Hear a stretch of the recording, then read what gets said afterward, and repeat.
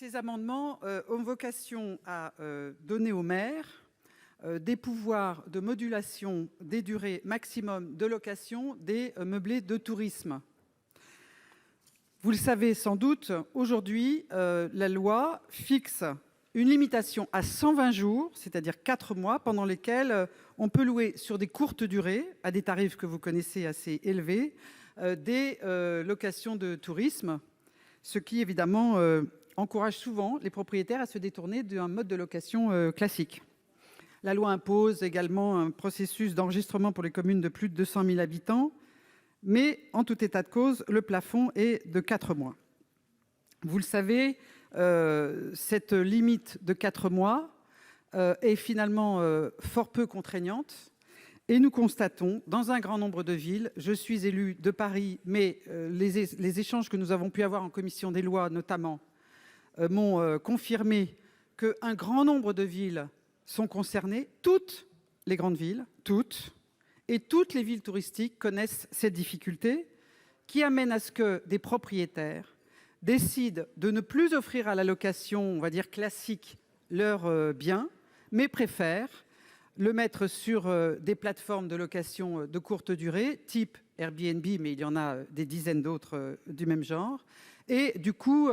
retire un grand nombre de logements du marché locatif. À Paris, par exemple, il y a entre 20 et 30 000 logements qui sont ainsi détournés de l'objet de l'occupation par des habitants. Alors, comme le sujet est venu en commission des lois, je souhaiterais dire un mot de la question de l'éventuelle atteinte au droit de propriété, parce que certains ont pu s'inquiéter de ce point. Donc j'ai travaillé et je vous donne un élément d'information. La Cour de cassation a se prononcé sur ce point car elle a été saisie d'une question prioritaire de constitutionnalité qui a écarté ce point, considérant que dès lors que l'intérêt général était poursuivi, il n'y avait pas d'atteinte au droit de propriété. Alors j'en viens très rapidement à l'objet des 3 amendements. Ce qui est proposé ici, c'est que les maires, les communes, puissent décider quel est le plafond de durée de location autorisée entre les 120 jours tels qu'il existe dans la loi Elan et 30 jours.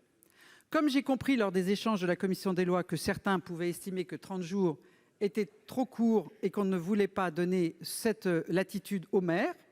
bien. J'ai proposé avec mon groupe 2 autres amendements de repli, c'est clair, l'un à 60 jours, l'autre à 90 jours. Donc je résume, voulons-nous donner aux maires la possibilité de délibérer pour que dans leur ville,